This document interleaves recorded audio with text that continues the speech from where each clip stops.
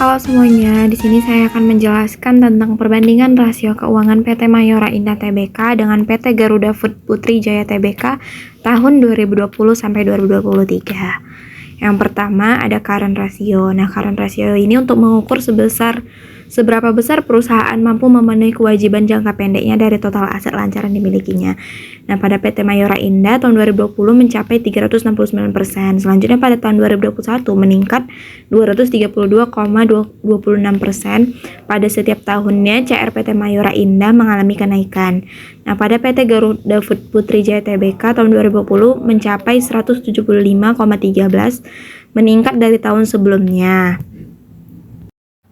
Yang kedua, debt to asset ratio. Analisis debt to total asset ratio merupakan analisis rasio utang yang digunakan untuk mengukur perbandingan antara total utang dengan total aktiva. Pada PT Mayora Indah Tbk tahun 2020 mencapai 43%. Selanjutnya pada tahun 2021 tidak mengalami perubahan terhadap DAR mencapai 43%.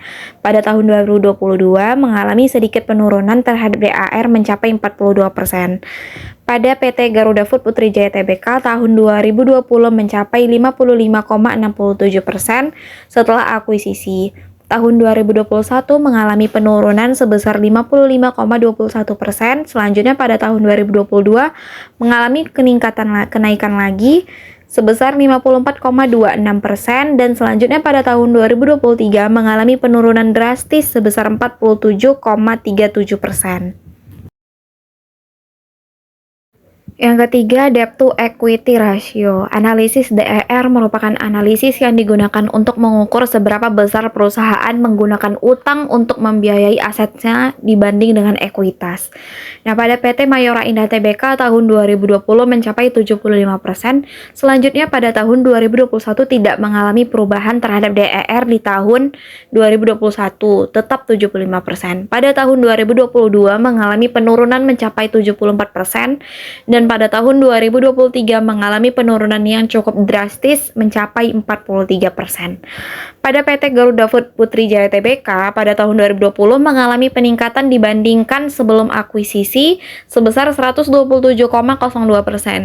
Di tahun ini perusahaan menambah pinjaman dari luar untuk membiayai operasional perusahaan. Hal ini bisa terjadi karena pandemi COVID-19 yang mengakibatkan perusahaan harus mencari pinjaman lebih untuk kebutuhan operasional perusahaan. Nah, dari analisis kedua perusahaan dapat disimpulkan bahwa kedua perusahaan mengalami kenaikan dan penurunan. Namun setelah akuisisi, PT Garuda Food Putri Jaya Tbk mengalami peningkatan yang cukup tinggi terhadap DER. Hal ini bisa terjadi karena adanya pandemi COVID-19 yang menyebabkan perusahaan membutuhkan pinjaman dari luar perusahaan. Yang keempat, return on asset. Analisis return on asset adalah analisis rasio keuangan yang menunjukkan seberapa menguntungkan suatu perusahaan dibandingkan total asetnya. Pada PT Mayora Indah Tbk tahun 2020 sebesar 10,42%. Tahun 2021 mengalami penurunan mencapai 6,08%. Selanjutnya pada tahun 2022 sampai 2023 mengalami kenaikan yang cukup tinggi, yaitu 8,84% pada tahun 2022 dan 13,59% pada tahun 2023. Pada PT Garuda Food Putri Jaya Tbk tahun 2020 mencapai 3,67%. Selanjutnya pada tahun 2021 sampai 2023 ROA PT Garuda Food mengalami kenaikan yang cukup tinggi sebesar 7,28% tahun 2021, mengalami penurunan sedikit sebesar 7,12% pada tahun 2022, dan mengalami kenaikan pada tahun 2023 sebesar 8,10%.